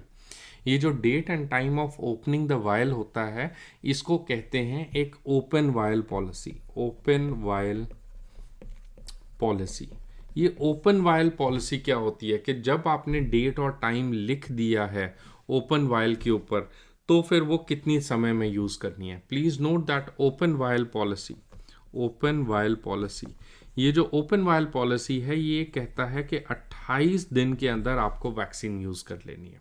अगर आपकी वैक्सीन 28 दिन के अंदर नहीं यूज हो सकती तो फिर OPV और जो ओपन वायल पॉलिसी है वो उस पर लागू नहीं होती. कौन सी वैक्सीन्स के ऊपर ओरल ओपन वायल पॉलिसी लागू नहीं होती? प्लीज नोट दैट मेरा, रोता, BCG, JE and Covid. Please note that मेरा, रोता, BCG, JE and Covid, measles, रोटा, BCG, Japanese encephalitis and Covid, इनको 28 दिन तक हम नहीं रख सकते. ये सब on the same day, on the same day, ये सब ऑन द सेम डे हमें यूज करनी पड़ती है. Japanese encephalitis should be more so used between 2 to 4 hours. अगर कोई जनरल आंसर आपको आ जाए ना कि इन सब का ओपन वायल पॉलिसी जो वैक्सीन्स नहीं बिलोंग करते वो कितनी देर में यूज़ करना चाहिए, simple answer is 4 to 6 hours. But अगर JE के लिए ऑप्शन आए और JE के अंदर आपके MCQ में लिखा हुआ है 2 to 4 आवर्स, तो ये बेस्ट आंसर है. मीजल्स है, रोटा वायरस है, BCG है, कोविड है, they all have to be used within 4 to 6 hours या फिर on the same day, right? मेरा रोता बेचारा जेसी, यस, ये भी है एक पुराना निमोनिक सा, मेरा रोता बेचारा जेसी। सो मीजल्स, रोटा, BCG, Japanese encephalitis and Covid, ये सब 4 to 6 आवर्स में यूज़ करने हैं। जापानीज एंसेफेलाइटिस अगर खास तौर पे आए 2 to 4 आवर्स में हमें यूज़ करना पड़ता है। Next is what is vaccine vial monitor. जो वैक्सीन वायल मॉनिटर है ये थर्मल स्टेबिलिटी बताता है वैक्सीन्स की, है ना। ये जो वैक्सीन वायल मॉनिटर्स हैं, यूजुअली ये मॉनिटर इसके ऊपर होते हैं, इस वायल के ऊपर होते हैं। इसके बाहर एक सर्कल होता है, सर्कल के अंदर एक स्क्वायर होता है। अगर ये सर्कल और स्क्वायर दोनों का सेम कलर आ जाए, दोनों का सेम कलर आ जाए, जो अंदर का स्क्वायर है वो लाइट होता है और जो बाहर का सर्कल है वो डार्क होता है। तो अगर मान लीजिए ये ऐसा है, ये डार्क है और ये अंदर स्क्वायर जो है वो लाइट है, अगर ये सेम कलर आ जाए तो this is the discard point. याद रखना, same colour is the discard point. कब हमें वैक्सीन्स को फेंकना है, please note that same colour is the discard point. Next आता है कि ये एक 2 स्टार एमसीक्यू बनता है। ये अभी तक आया नहीं है आपके एग्जाम में, बट कभी भी आने की संभावना रखता है, बिकॉज हम वैक्सीन वायल मॉनिटर्स को बहुत ज़्यादा आजकल अहमियत या इम्पोर्टेंस दे रहे हैं। जो वैक्सीन वायल मॉनिटर्स हैं बेटा, वो हमारे पास काफ़ी टाइप्स के होते हैं। We can have VVM2, we can have VVM7, VVM14, VVM30। इसका क्या मतलब है? VVM2 का क्या मतलब? VVM2 मतलब वो 2 दिन में डिस्कार्ड हो जाएगा। ध्यान से समझना कि मान लो मेरे पास ये वैक्सीन है, मेरे पास ये वैक्सीन है, तो ये जो वैक्सीन है ये कितने समय में खराब हो जाएगी। एक होता है, ये VVM के नंबर्स होते हैं, अलग अलग टाइप्स होते हैं। तो एक होता है VVM2।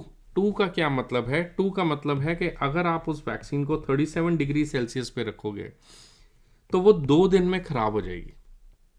ये सब छोड़ दीजिए आप, ये सब छोड़ दो, इसकी आपको बिल्कुल भी ज़रूरत नहीं है। ये सब छोड़ दो, इसकी आपको ज़रूरत नहीं है। You just need to see this, बस इसको देखो। VVM2 को अगर आप 37 डिग्रीज पे रखोगे तो वो 2 दिन में ख़राब हो जाएगा। VVM7 को 37 डिग्रीज में रखोगे तो 7 डेज़ में, VVM14 14 डेज़ में, VVM30 30 डेज़ में। तो इनमें से कौन सी वैक्सीन का जो VVM है वो स्टेबल होगा? वो VVM30 का। यूजुअली जो हम यूज़ करते हैं वो हम VVM7 या VVM2 यूज़ करते हैं। मॉडरेट टू कई दफ़ा हम VVM14 भी यूज़ करते हैं, बट मोस्टली सारी वैक्सीन में VVM7 या VVM2 यूज़ होता है। सो ये प्लीज़ याद रखना कि VVM2 या VVM7। खुशबू रानी, बिहार में 2 क्वेश्चंस आए थे, किस पे? VVM7 एंड 14 के ऊपर। पता नहीं, मेरे को नहीं आइडिया था कि ये एग्ज़ाम में आ चुका है, बट यस मेरा अंदाज़ा ज़रूर है कि ये आने वाला है, बिकॉज कोविड के अंदर हम VVMs डाल रहे हैं, न्यूमोकोकल वैक्सीन, कॉन्जुगेट वैक्सीन के अंदर हम VVM डाल रहे हैं, उनके अंदर different types of VVMs use होते हैं। सो अलग अलग कंपनीज़ का अलग अलग VVM है, तो ये हम सब मेडिकल लोगों को, नर्सेस को पता होना चाहिए कि VVM है क्या चीज़। तो इसलिए मेरे को लगा कि ये पता होना चाहिए। VVM2, VVM7, VVM14 and VVM30। Next आता है, सिर्फ इसका नाम याद करना है, इतना स्ट्रेस भी नहीं लेना बेटा कि ये पक्का आएगा ही आएगा, मेरा ऐसा बिल्कुल नहीं मानना। बट यस, VVM तो सबको पता है, VVM तो हर बच्चे को पता है ना। VVM में तो कोई बड़ी बात नहीं है, बट यस एक बच्चे में और एक पढ़े हुए बच्चे में यही अंतर होता है कि आपको कॉन्सेप्ट्स पता होते हैं, आपको 2-4 चीज़ें एक्स्ट्रा पता होती हैं। सो VVM7 जो है ये मॉडरेट स्टेबिलिटी का होता है और ये मैक्सिमम वैक्सीन्स में VVM7 यूज़ होता है, राइट। सो चलिए आगे चलते हैं, हमारे पास समय भी थोड़ा कम सा ही है। And next is even. क्या है even? Is electronic vaccine intelligence network. ये 2015 में शुरू हुआ था, इलेक्ट्रॉनिक वैक्सीन इंटेलिजेंस नेटवर्क। ये एक सॉफ्टवेयर बेस्ड एप्लीकेशन है, सॉफ्टवेयर एप्लीकेशन है जो कि हमें cold chain maintenance and stock, कितना वैक्सीन्स का कहाँ पे कितना स्टॉक पड़ा है ये बताता है, राइट। सो ये जो इवन है ये एक सॉफ्टवेयर बेस्ड सिस्टम है जो कि पूरे कंट्री का, आपको पूरे स्टेट में बताएगा किस एरिया में कहाँ पे क्या चीज़ ज़्यादा है क्या चीज़ कम है, राइट।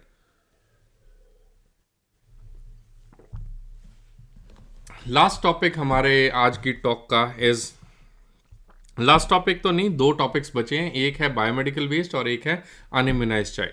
तो नेक्स्ट टॉपिक हम चलते हैं, बहुत छोटा सा टॉपिक है about biomedical waste in immunization. जब भी हम वैक्सीन क्लिनिक शुरू करते हैं तो वहाँ पे हमारे पास जो बायोमेडिकल वेस्ट आता है वो किस समय, किस तरीके का, किस प्रकार का आएगा। एक तो नीडल्स आएंगी, एक आएगी सिरिंज, और एक आएंगे सिरिंज का रैपर, कैप, और एक आएंगे वायल्स। यही है हमारे पास एम्प्टी वायल्स, ये हमारा वेस्टेज निकलेगा। तो जो बेटा हमारी सिरिंज होती है या नीडल होता है उसका हमने क्या करना है, उसको हमने एक हब कटर में डाल देना है। सो जो कट नीडल्स हैं वो पंचर प्रूफ कंटेनर जो हब कटर है उसके अंदर आता है। अगर आप ये रूरल एरियाज में हैं, अगर आप रूरल सेक्टर में काम कर रहे हैं तो वहाँ पे अगर आपके पास वायल्स के लिए अलग से डिस्कार्डिंग का मैकेनिज्म नहीं है, अगर आप रूरल एरिया में काम कर रहे हैं, आउटरीच सेशन में काम कर रहे हैं और आपके पास वायल्स का डिस्कार्डिंग एरिया, जैसे कि हम ब्लू कैटेगरी में डालते हैं ना कायदे से ब्रोकन एम्प्यूल्स को, सो अगर आप हॉस्पिटल में काम कर रहे हैं एज नर्स तो फिर तो आप ब्लू कैटेगरी में डाल रहे होगे। बट अगर आप किसी आंगनवाड़ी सेंटर में जाके इम्यूनाइजेशन करवाते हैं वहाँ पे तो नहीं ना होता। तो ये जो ब्रोकन वायल्स हैं या डाइल्यूएंट एम्प्यूल्स हैं, ये भी हम हब कटर में डाल देते हैं और ये रूरल एरियाज में उनको पंचर प्रूफ कंटेनर में ही डाल देते हैं, कंबाइन कर देते हैं। जो रेड बैग है वो प्लास्टिक पार्ट ऑफ सिरिंज जो है, जो नीडल काटने के बाद का जो बच गया वो हम डालेंगे रेड बैग में, और जो नीडल के कैप्स हैं, रैपर्स हैं, वो जाएंगे ब्लैक बैग में। सो ये जो हब कटर है इसके अंदर सारा कांच चला जाएगा प्लस नीडल शार्प्स भी चला जाता है, राइट। और ये जो रेड बैग है इसके अंदर सिरिंज जाएगा, प्लास्टिक जाएगा।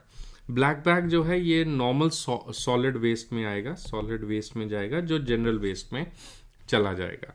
इसको अगर आप पिक्टोग्राफिकली देखें कि हम करते क्या हैं, तो ये अगर आप ध्यान से देखें तो ये आपका हमारा हब कटर है। इस हब कटर के अंदर हमने कांच वगैरह, नीडल्स वगैरह सब कुछ डाल दिया। ये सारा लेके आपको पीएचसी जाना होता है, पीएचसी में तरीके से इसको डिस्कार्ड किया जाएगा। अगर पीएचसी नहीं है तो हम इसको शार्प डिस्पोजल पिट, एक चीज़ होती है जिसको हम शार्प डिस्पोजल पिट कहते हैं, ये रूरल एरियाज में, विलेजेस में इंडिया में यूज़ करते हैं। हम एक शार्प डिस्पोजल पिट बनाते हैं, उस शार्प डिस्पोजल पिट के अंदर ये चीज़ें डिस्कार्ड हो जाएंगी। आपका जितना भी शार्प वेस्ट है, जैसे वायल्स हैं या नीडल्स हैं, जो प्लास्टिक एरिया है वो रेड कलर कंटेनर में जाएगा, और जो जनरल वेस्ट है जैसे रैपर्स हैं वो तो जनरल वेस्ट में चल जाएंगे। Please note that sharp areas जो प्लास्टिक्स है उनका क्या करते हैं, जो प्लास्टिक है, जो सिरिंज है, सिरिंज को हमने हाइपोक्लोराइट सोल्यूशन में 30 मिनट्स के लिए डालना है। हाइपोक्लोराइट सोल्यूशन में 30 मिनट्स के लिए डालना है, एंड उसके बाद उसको हम रिसाइकल या रीयूज में डाल सकते हैं। Not reuse, like it has to go to red bag में डाल के उसको रिसाइकलिंग एजेंट्स जो हैं वो लेके जाएंगे। सो 30 मिनट्स के लिए हाइपोक्लोराइट सोल्यूशन में डिसइंफेक्ट करना होता है। जो मटेरियल हमारा रेड बैग में है, ओनली इन रूरल एरियाज में जहाँ पे हमारे पास बायोमेडिकल वेस्ट मैकेनिज्म नहीं है, राइट। नेक्स्ट आते हैं क्लिनिकल सिनेरियोज। अगर आप वैक्सीनेटिंग ऑफिसर हैं या वहाँ पे नर्सिंग इंचार्ज हैं तो आपने क्या क्या देखना है वैक्सीनेशन के लिए। वैक्सीनेशन में पहला आप मुझे बताएंगे what are the 4 key messages during the immunization clinic, what are the main 4 key messages. So please note that what are the main 4 key messages. आपने वैक्सीन कौन सी देनी है और वो कौन सी बीमारी को प्रिवेंट करेगा। नेक्स्ट आता है when and where to come for the visit. Third आता है what are the minor adverse events, and fourth आता है कि इम्यूनाइजेशन कार्ड को सेफली रखना है। आई रिपीट, पहला आता है कि ये कौन सी वैक्सीन है और कौन सी बीमारी के लिए है। दूसरा आता है नेक्स्ट विजिट फॉलोअप कब है। थर्ड आता है इसके एडवर्स इवेंट क्या है। फोर्थ आता है इम्यूनाइजेशन कार्ड को संभाल के रखना।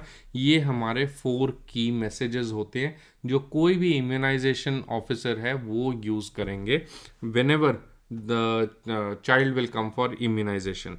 ये हमारा mother and child protection card होता है, आप सब ने देखा ही होगा, इसमें आई डोंट थिंक कोई बहुत बड़ी बात है, MCP कार्ड कहते हैं, mother and child protection card. इसके अंदर बहुत सारी वैक्सीन्स हैं, हर वैक्सीन का हर एक टाइम पे शेड्यूल है और वो शेड्यूल पे आपको अपना टिक मारना है, right.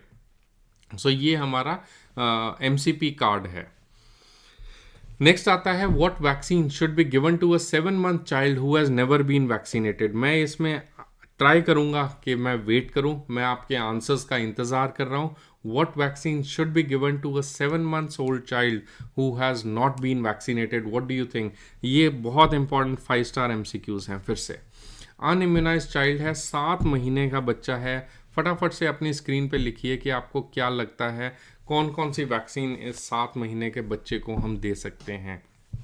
I am waiting for your answers, let's see if you can answer this, क्योंकि अनइम्यूनाइज्ड बच्चा ये काफ़ी दफ़ा एग्ज़ाम में पूछा जा सकता है। 7 महीने का बच्चा, 10 महीने का बच्चा, और लेट्स सी आप में से कौन इसका आंसर कर पाता है। And I am waiting for your answers, right. आपके और कोई डाउट्स तो नहीं है? ठीक है, हेपेटाइटिस बी देना है, 7 months old child, BCG, DPT and OPV, सिर्फ BCG, सिर्फ measles, hepatitis B, OPV, BCG, pentavalent,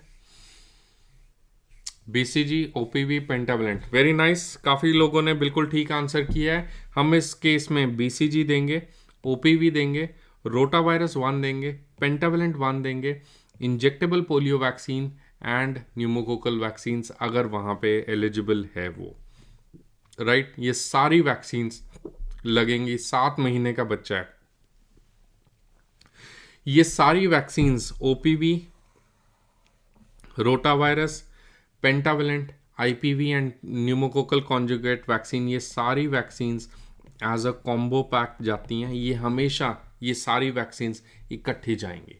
बिल्कुल ठीक कह रहे हैं आप लोग, very nice. I think everybody has given almost the right answer. BCG तो लगेगा ही लगेगा, इसके अलावा OPV, पेंटावेलेंट, बट काफ़ी बच्चे मिस कर गए थे IPV को, रोटा वायरस को, pneumococcal conjugate vaccine. Surabhi Bhagat, I think you have done it nice, बिल्कुल ठीक है। Dechen Angmo, very nice, very nice. So ये वैक्सीन्स आपको बेटा लगानी होगी इस बच्चे को। सो एज पर NIS ये सारी vaccines before 1 year of age start करते हैं। अब मैं आपको कंफ्यूज करने वाला हूँ, ये वाला क्वेश्चन देखो एंड अब ये वाला आंसर करो। आपको क्या लगता है, अगर आपने सही आंसर किया तो आप एलिजिबल होंगे एक चॉकलेट के लिए मेरी तरफ से। आई am waiting for your answers.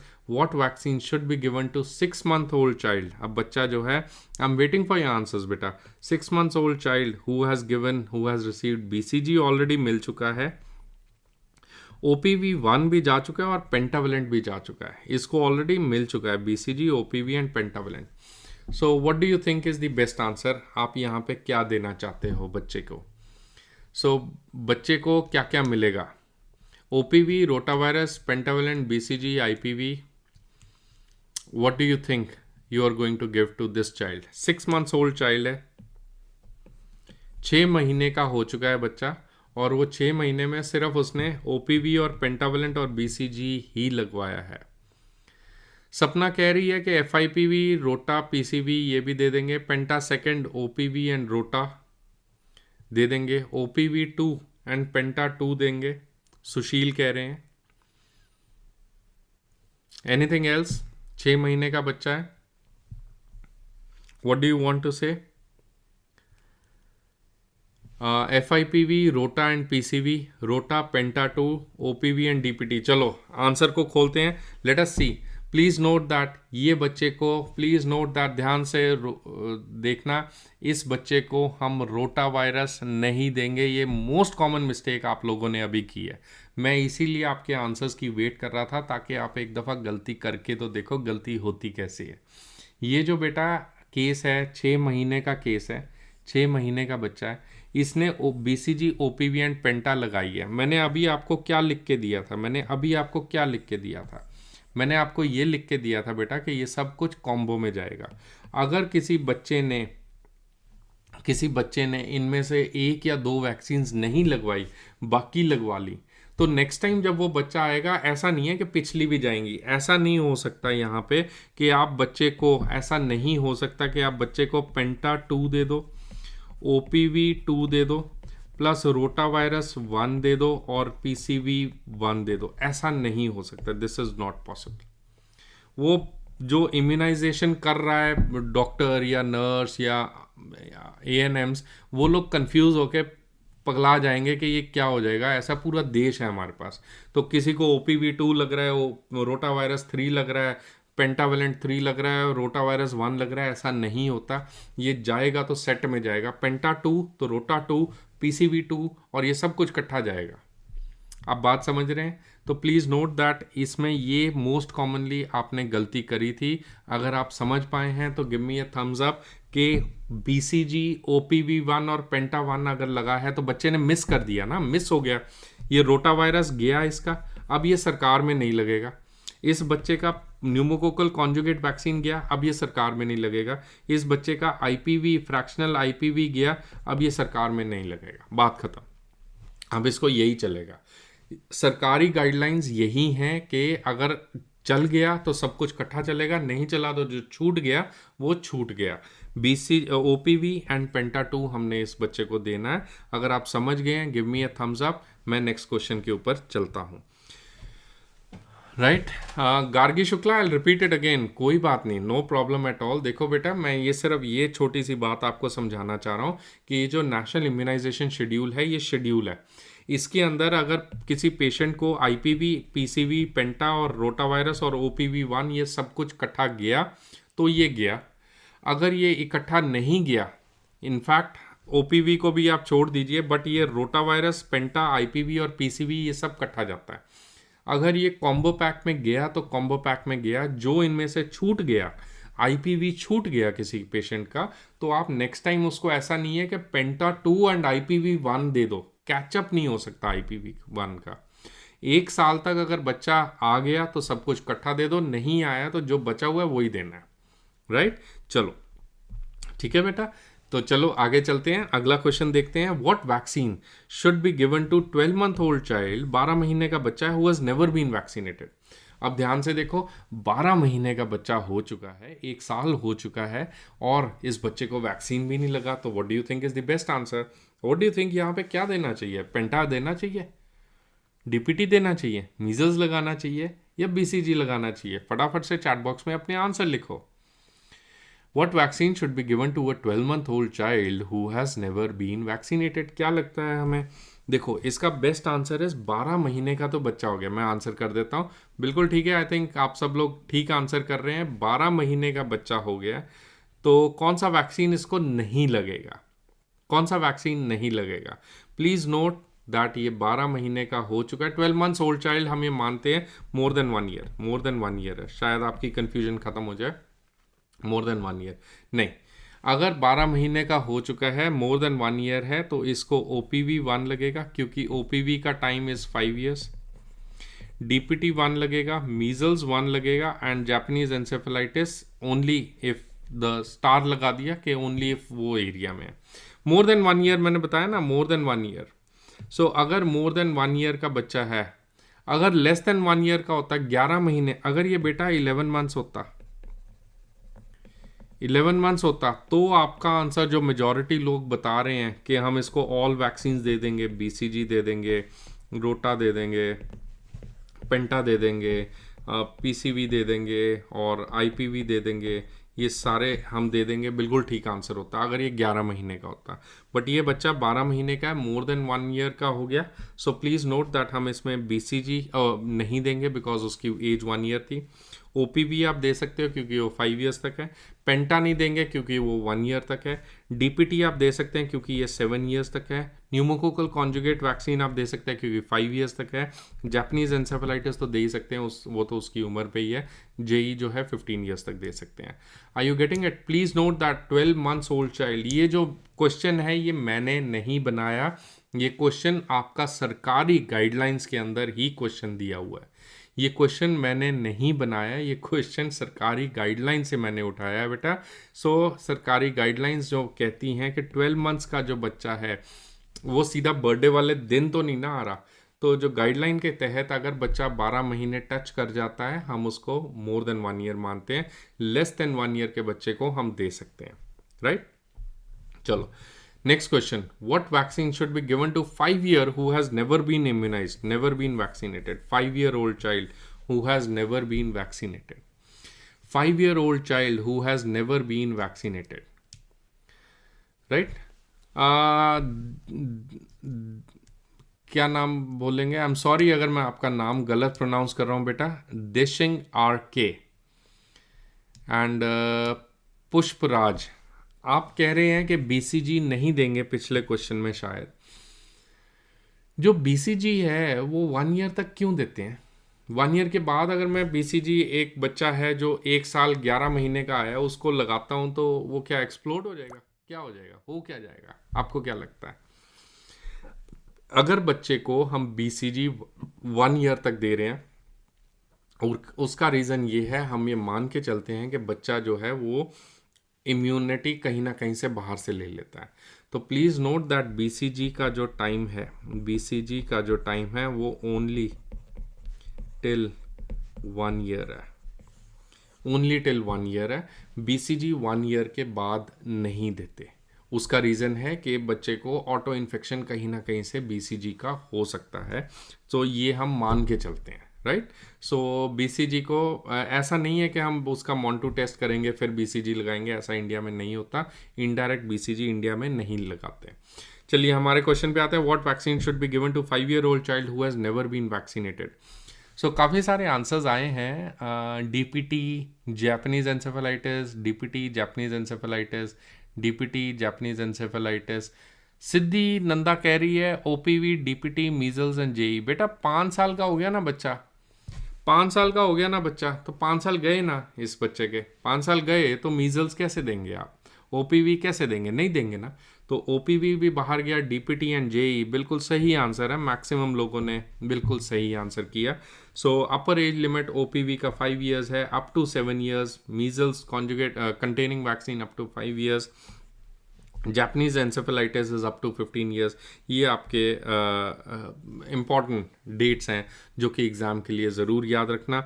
ये एक इम्पॉर्टेंट 5 स्टार एमसीक्यू बनता है। 5-year-old बच्चा 5 स्टार एमसीक्यू, सिर्फ इसको डीपीटी और जापानीज एंसेफेलाइटिस जाएगा।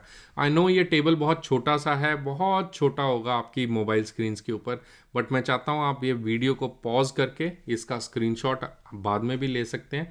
ये वीडियो रहेगा और ये आप स्क्रीनशॉट लेके अपने पास रख सकते हैं। इसमें सिर्फ एक ही चेंज है, एक चेंज ये है कि इसके अंदर जो टीटी वैक्सीन्स हैं वो रिप्लेस कर दी गई हैं टीडी वैक्सीन्स के साथ। ये एक छोटा सा इसमें चेंज होगा। सो ये आप चेंज को याद रखना, टीडी वैक्सीन्स के साथ रिप्लेस कर दी गई हैं, बाकी सब कुछ सारी चीज़ें सेम हैं। नेक्स्ट एक आता है important question, calculate the number of BCG vaccine vials required for a sub centre with a crude birth rate of 20। इसका क्या मतलब है? इसका क्या मतलब है? ये कैसे कैलकुलेट होगा? Calculate the number of BCG vaccine vials required for a sub centre with a crude birth rate of 20। क्या लगता है आपको आंसर? करो फटाफट से, ट्राई करके आंसर बताने की ट्राई करो। ये एक छोटा सा न्यूमेरिकल है। आप मान लीजिए नर्सिंग ऑफिसर हैं, इंचार्ज हैं, पीएचसी सीएचसी पे डिस्ट्रिक्ट लेवल पे बैठे हो, एडमिनिस्ट्रेशन में बैठे हो, एक नीचे सब सेंटर है। वो लोग मांगते हैं कि मैडम या सर मुझे बताओ कि कितनी वैक्सीन्स हमें एक साल में चाहिए होंगी। सो फॉर 1 ईयर क्या कैसे निकलेगा? देखो, बीसीजी किन बच्चों को लगेगा? बीसीजी लगेगा लाइव बर्ड्स को। तो कितने लाइव बर्ड्स होंगे ये हमें कैलकुलेट करना है। कोई भी वैक्सीन रिक्वायरमेंट है, vaccine requirement is equal to कितनी वैक्सीन की डोजेस हैं into the number of beneficiaries multiplied by a vaccine multiplicative factor. इसको कहते हैं वैक्सीन मल्टीप्लिकेटिव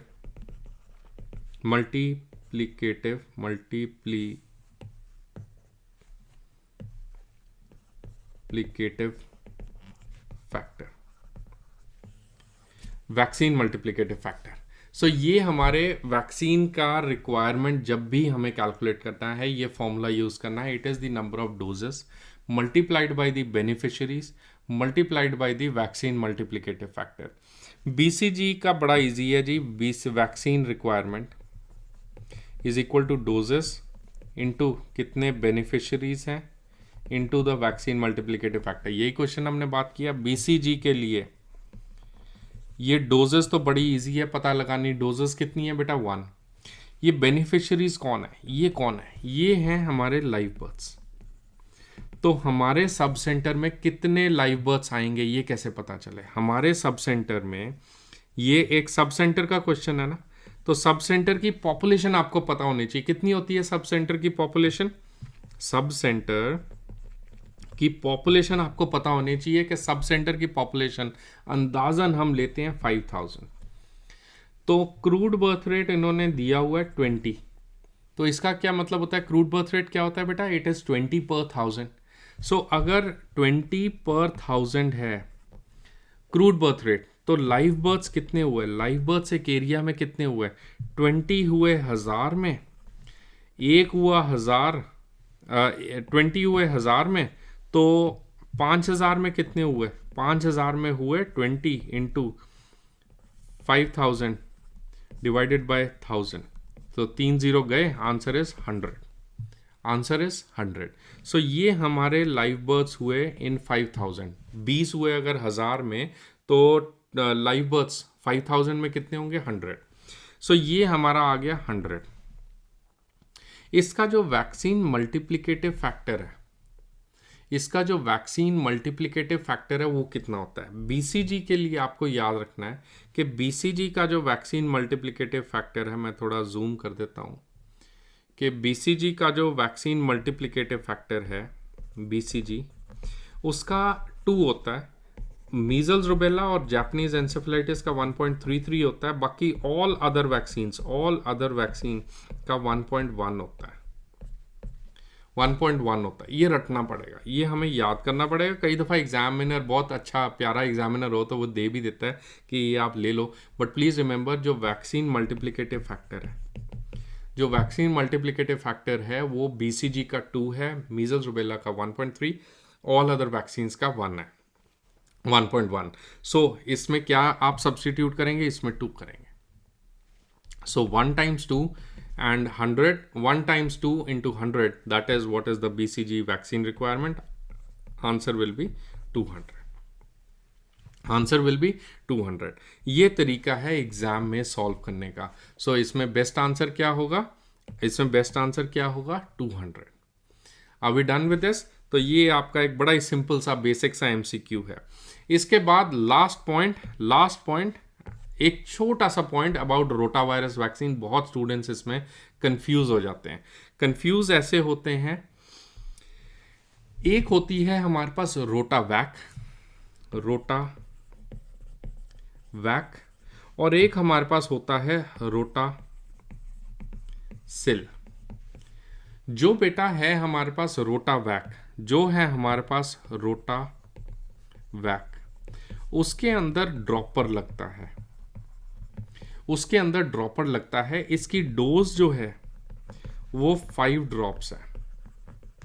जो है हमारे पास रोटासिल,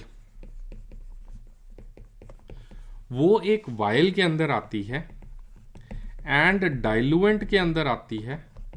उसको हमें मिक्स करना है, उसको हमें रिकॉन्स्टिट्यूट करना होता है एक सिरिंज के अंदर। एक सिरिंज भी साथ में होती है, उसको रिकॉन्स्टिट्यूट करते हैं सिरिंज के अंदर, और इसकी जो बेटा डोज है वो 2.5 ml है।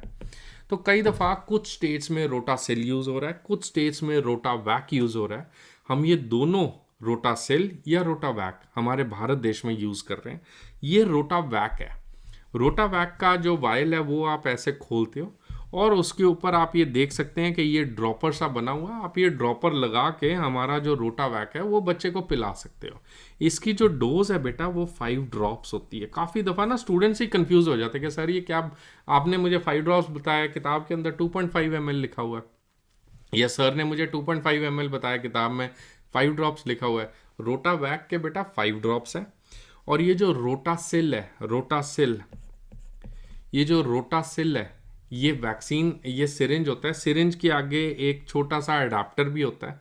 सो हम ये अडाप्टर से सिरिंजेस चेंज करते हैं, पहले वैक्सीन लेते हैं, फिर डाइल्यूएंट लेते हैं और उसको मिक्स करते हैं। इसकी डोज जो है 2.5 ml की एक डोज होती है। 2.5 ml की एक डोज होती है, इसमें कंफ्यूज नहीं होना है। ये दोनों रोटा वायरस वैक्सीन की डोजेस हैं। जो रोटावैक है दैट इज 5 डोजेस, जो 5 ड्रॉप्स, और जो रोटासिल है that is 2.5 ml. So with that, I think thank you so much for watching this whole session. I know काफ़ी students इसमें